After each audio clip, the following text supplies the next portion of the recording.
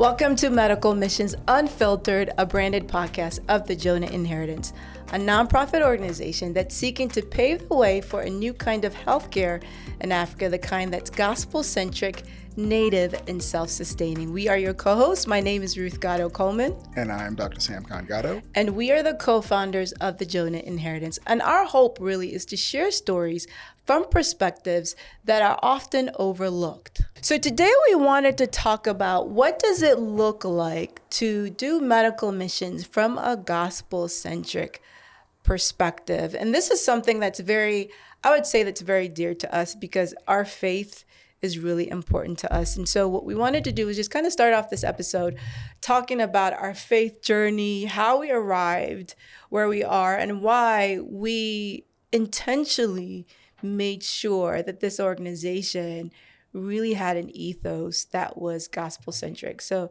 Sam, if you can start, and then I'll, add in. Yeah, we had one of the richest experiences or the gifts that we've been given is that we had parents that that worked out and walked out of faith that was real. Right. Mom and dad weren't perfect by any stretch of the imagination, but in their imperfection, it was clear that they were modeling their understanding of Jesus to the best of their ability. It was clear that there was never any doubt as to what their intent was. And that often meant that they were doing things that were countercultural. Absolutely. Yeah. Absolutely. Yeah. So in many respects, I would say that they did things that Nigerian culture probably wouldn't not allow, but it wouldn't be the norm for Nigerian culture. I think the sheer fact that we're in the United States is a countercultural thing. It's not uncommon for families to be apart for training or for to make ends meet. And I think that just wasn't acceptable to Dad. So that's a classic example. I think the fact that I'm even playing football is a classic example of it just not being it being Dad allowing his son to actually pursue something that he didn't necessarily want his son to pursue, but he gave him the freedom of choice in that sense. So we had parents who gave us a wonderful example, who made Jesus look like he was someone worth following. Exactly. And so that was, that they received that from their parents, and they handed that to us. Nothing was ever forced down our throats. They didn't tell us that if we didn't believe as they believed, that they wouldn't love us anymore.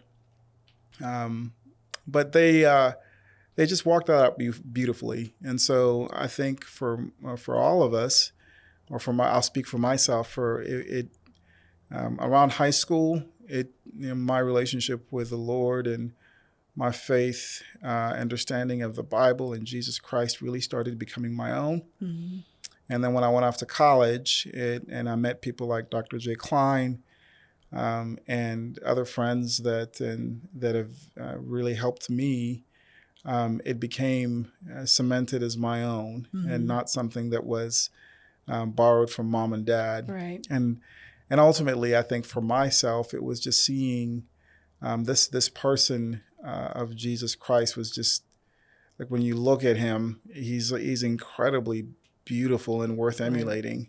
And it's hard to see anything else. And so ever since then, no matter whether it was football or no matter whether it was school, like, my goal has been to walk in a manner that was consistent with who Christ is. And obviously that has not, there's plenty of evidence to convict me that I didn't do that perfectly, but my aim has been to follow in those footsteps, and that's led to my journey into medicine. And we can speak into that a little later. Yeah. I think for me, I've always loved studying the Bible. I loved to read. And I think, as you stated before, Mom and Dad did such a good job of living out their Christian faith that it made you drawn to it. And so there wasn't a moment where I don't think I didn't know anything about Jesus. And they really challenged us to live out our faith practically. I'll give an example. we have 3 other sisters. There's 5 of us total. And the middle woman and I didn't really get along. But I remember one time we shared a room and I was just really having a hard time dealing with her. So I remember us not necessarily getting along, and I was complaining to mom about it. And she said, well, if you don't love your sister, then you can't love Christ. And I just remember thinking to myself, well, I love Jesus. So now I have to figure out a way to love my sister. And I think that really, for me, helped me from a very young age to say, am I really practically living out my relationship with the Lord? And, you know that I've gone through a lot of difficult situations. I've had a lot of emotional trauma. I've had a lot of health issues. And I think what those things really do is this faith really real? Do I really believe it? Yeah. And we live in a world that is so broken and people are suffering, and you need something that's bigger than yourself. There's no way that you're going to be able to navigate this world without it. And so for me, I always, even as a little kid, was like, Jesus, I want to make an impact for you wherever I go. I remember at Ben Lippen praying this prayer on the way, and I was like, Lord, I want to suffer like Paul suffered. I wanted to really live out for you. And then like the next 5 years of my life was immensely difficult. But I think that was really, God's way of just refining my faith and really putting this insatiable desire that if it didn't have him in it, I was not going to get fulfillment. And I think in my journey and going through school and even in my social work journey and working, in social work, you're dealing with people that are at the bottom of the totem pole. You're dealing with people in the darkest moments of their lives. You see systemic brokenness in so many facets of life, and it can become really overwhelming to think like, how do we really address these issues? And one of the things that I realized that made me really disillusioned was that we weren't addressing the spiritual component. I could help you find housing. I could help you deal with your domestic violence issue. I can walk you through your drug addiction, but there is something there that needs to be transformational, that gets you over the hump, and that's the spiritual component. And so I always hungered for this opportunity to really be able to do the work of bringing about impactful change without sacrificing the spiritual component. And I know that the same is for you with regards to healthcare. And I know when we talk about the gospel-centric approach to the work that we're doing, at the core of it is that the gospel is exhibited in healthcare. And I think we go back to that passage in Romans in which Paul was just saying that God has really revealed himself in his creation. The gospel, the story of the gospel and redemption is in plain sight if our eyes can be unveiled to see that. And so I think one of the things that I love about that we're doing is really, what does this look like in a healthcare setting?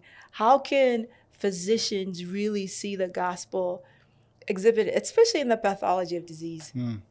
Yeah, and I think that that has been my journey in understanding and working out my salvation with fear and trembling, more or less. And I think as I began to understand the gospel of Jesus Christ and how it relates to myself and this world, and if that statement that you said is true, that the gospel or that the creation is proclaiming the glory of God, and Right. and if the gospel is, the gospel of Jesus Christ is the glory of God, then what does that look like?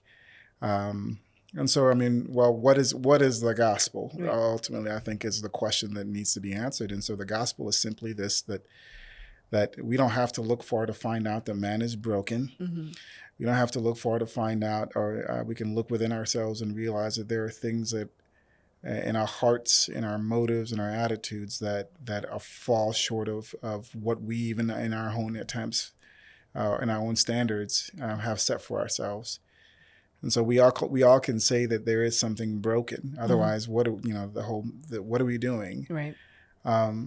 And that brokenness has to be accounted for. Right. And Jesus Christ, that we can be the ones to take on, to solve that problem on ourselves, which we can't, or Jesus Christ can do that. And so Jesus Christ takes on our brokenness and he exchanges that for his health. Right. And now when God sees us, he doesn't see us in our brokenness. He sees us as he sees Jesus, who is perfect and right and good. And so then you begin, if creation is kind of telling the story, and our bodies are part of creation, then what story is our body telling us in its brokenness? And so I just ruminating that over the course of my adult life, more or less, as I entered into medicine, I started asking those questions and seeking, and as I understood disease and how disease comes about, you begin seeing that these elements of the gospel are actually written within these diseases. And so then the question was, well, if these diseases, speak to the problem of brokenness, well, how did God go about solving the problem of brokenness? And then, God chose to do that through Jesus Christ. Well, then what does it look like for us to look, to do that from a medical perspective? What does it look like to look at a disease and to address it as God would address it? Which isn't to say, and I'm not saying that if you have a cold that you should just pray for it and it'll go away. That's not what I'm saying at all. Right. I think God gave us minds. He gave us science. He gave us all these things are just reflections of who he is. And so using all these things, and what does it look like to reflect God's glory and bringing healing? And I think cancer is a great example of that. I think that all that I've said is, I feel, really illustrated through how cancer is viewed and how it's treated. And so if, our problem, I guess you could say, is that we, what makes us, part of the thing that makes us broken is the fact that there is a standard that God has, and then we have our own standard. And the beautiful thing about God is that he lets you choose whether you're going to do it your way or whether you're going to do it his. And so his way is, if the system is designed to operate the way he's designed it, anything less than that is going to result in just bad outcomes. Right. So if, cancer is essentially a cell in the body going its own way. So if a skin cell in my throat, it's designed to protect my throat or line my throat. It's designed to pump out saliva to keep my throat moist. It's supposed to keep food in my throat, but then that's what its job is supposed to be. But a cancer is when that cell decides to do something different, different from what it was designed to be. And it doesn't really matter what that is. And that can, once that cell decides to be its own person, it reproduces. And once it reproduces enough times, it can actually end in death. Right. Well, that's actually a wonderful illustration of what the Bible considers, what the Bible calls is man's problem, or what leads to brokenness is when oftentimes we go our own way. And that's not to say that everybody who's sick has made a decision that's wrong. It's just saying this is how brokenness has entered the world. And sometimes the brokenness is not your fault. Well, God chooses to solve that brokenness by sending Jesus Christ to take on that brokenness on himself. He doesn't expect people to change their behavior. He expects people, his expectation is to change people's hearts so they want to do the things that he wants. God has not forced anybody to do anything they don't want to. Right. And so ultimately, when you look at, how God does that with Jesus Christ, and Jesus Christ comes and he takes on our brokenness and he changes our hearts and makes us want to do the things that God wants, which is, if he designed the system, then the things that he wants are the things that are going to be the best for us. Well, you can apply that to cancer. And so in cancer, you can choose to change the behavior of the cancer cell, which is only going to go so far. And that's what a lot of our treatment modalities do. You know, surgery just tries to kill it. Radiation tries to kill it. And sometimes chemo tries to change its behavior. There's no option for redemption. And God, when we were broken, didn't choose to just kill us. He gave us an option for redemption. Right. And so then the question is, what does it look like to redeem the cell instead of just killing it? Yeah. So the cell obviously has its own agenda, and you redeem it by changing its desire, changing Yeah. its heart. And so the heart of the cell is its DNA. Right. And so nowadays there's actually this wonderful, and we're still working out the ethics of it, but there's a new treatment modalities that targets the DNA of cancer cells and fixes the genes that are broken that cause it to cause cancer. Wow. And then the body takes care of it. Right. And so I think thinking through medicine from that perspective, in our minds, this is what a gospel-centric perspective means, I think really opens up new ways to think about disease, new ways to diagnose disease, new ways to treat disease. And we want to do that in Nigeria. Right. You know, we want to develop a network and a group of physicians who think of disease this way. And one of the benefits is I think it really provides language and to speak into somebody's experience. And you're not limiting the treatment or that encounter to just a physical problem. You're incorporating the whole person. Yeah. And oftentimes that's why people end up in your office. It's because something is in this world is broken, and it's not just. Oftentimes it's not purely a physical issue. Sometimes it's a hard emotional issue. Yeah. Yeah. So that's kind of where my journey has led me into the medical field. Yeah. I mean, I remember, you did this lecture at Booth, and I was in the back just riveted, and I was like, this is another way of incorporating the gospel practically in the sphere that God has placed you in. And I think whether you're a physician, whether you're a teacher, or, you're a nonprofit leader like I am, we're called to God has put us in certain spaces because he wants to make his glory known. And he does it through us. And he does it through the specific skill set and the talents that he's given us. And so it's on us to really flush that out and to take it a step further than it just being this superficial aspect of our relationship, but saying that it infiltrates every area of our life. And I think one of the things that I'm excited is that we're looking at what does it look like to be gospel-centric. We're really going deeper. And I think going back to the medical missions model, the traditional model often overlooks the spiritual component. And so let's talk about why, practically, for us, it's not just, just talking about the gospel just for the gospel's sake. There's actually a very practical aspect to this in the context that we're doing. And I think it behooves us to really hone in and lean into it. And so just talk about that a little bit more. Yeah, it's one of the things that is very, when I think about the different approaches that are taken to missions in a developing country like Nigeria, I think of two traditional approaches. One is if you're going to acknowledge that there's a spiritual component, oftentimes it's separated from the actual encounter itself.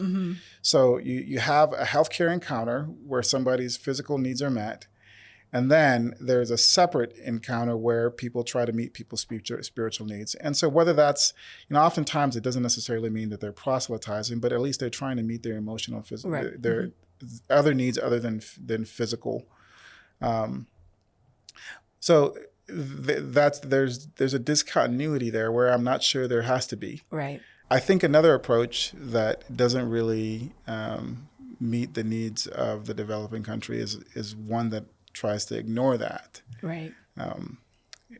I think a lot of NGOs mean well, and here in the United States, sometimes it's actually helpful to have that separation, Right. and that dichotomy is not as present. But in developing countries, these, especially Nigeria, their people are very deeply religious, and they only think in spiritual contexts. Only. So it's either, in Nigeria, it happens to be either Muslim or Christian. But And even tribalism plays a lot of it. Correct. Yeah. But they're practically the idea of that someone is an atheist or agnostic really doesn't, it really doesn't factor much into the ethos of the culture. So a classic example is one of the things that we noticed on one of our first missions trips is we just saw these huge church buildings in areas that were really poor and desolate, and you think to yourself, oh, this is what people consider a priority. Right. And so despite the fact that, clearly this was not a part of town, it made you think to yourself, like, wow, this is very important to people. Yeah. Because life is difficult. Correct. I mean, it's immensely difficult. You have poverty, you have, Christian persecution, you have all these issues. Yeah. And how do you navigate that? Yeah. And I think that is very, for a lot of people, that's or for most people in Nigeria, that's a framework in which they think. Right. And so if you are actually able to communicate something very important like healthcare and preventative control or preventive maintenance, and you're trying to change the overall health of a community, being able to do that in a language that they can understand, which is oftentimes very spiritual, I think does the best to actually communicate the message in such a manner that it sticks. Yeah. And not to mention, I think there are many people in developing countries who have medical conditions because of a very poorly understood religious worldview. Yeah. And so the gospel of Jesus Christ does not reject science. And I think if you look at America and if you look at the Western world, which isn't to say that it's perfect, science and advancement has really been driven by the church and education. So I think oftentimes that can be very helpful in helping people understand or correct a worldview that's leading them to be sick. Right. A classic example is, and there are some tribes that believe that once a child is born, that taking manure and using and rubbing it on the umbilical stem is actually a good practice. And so obviously, educating and saying, hey, this is actually not a very good practice and this is leading to high infant mortality is very, and that's not necessarily proselytizing in the sense that Jesus is that you have to believe this in order to be well. It's actually just informing them that this practice is not healthy and good. So for that reason, I think, taking an approach that is mindful of the fact that most of our patients are thinking from a religious framework, it really does help for us to have a system of delivering care within that religious framework that isn't separate from the healthcare encounter, right? And acknowledges that this is important and necessary for people to understand health. Yeah, and I think one thing also that we embrace and our faith is that, sharing the love of Jesus is loving people well, and I think one of the things that we're doing with this model is really showing that as Christians, we can really reach people that are not of the same faith as us and treat them as the way that Jesus would. And I think the world needs to see that. And our standard of care, we want to provide a high standard of care, high quality. The way the organization is run, the healthcare that we provide, how we treat people is a holistic way of just loving people well and making an impact, a tangible, measurable impact for Christ. And I think that's one of the things for me that I really treasure and love, that we really get to mold these two worlds, that you can have an organization that is serving in the developing context that is Christian, that does provide the high quality care that you would expect a non-Christian NGO to provide. Because sometimes there is this dichotomy where if it's Christian, the care is like all we care about is sharing Jesus, and we don't really care about excellence and executing things well. And then the other side, it's executing things well, and we're ignoring a huge component of what makes somebody who they are. And I think by emphasizing the spiritual component, we're acknowledging something that Nigerians in this context value. We're saying we understand that, and we're going to lean into that, and that's part of us serving them well. Yeah. Thank you so much for joining us today. One of the things that's really important for us is to really be there for you, our listeners. And what we've done on our website is that we have a specific section where we dedicate to just prayer requests, where we can pray for you. So if you would go to our website, thejonahinheritance.org, there's a tab that says Pray First. Please put your prayer request, submit your prayer request through that medium, and we would love to pray for you. We know that life is difficult. We know that people are suffering, and we're in this journey together. And so thank you so much for this opportunity, and we look forward to seeing you guys soon.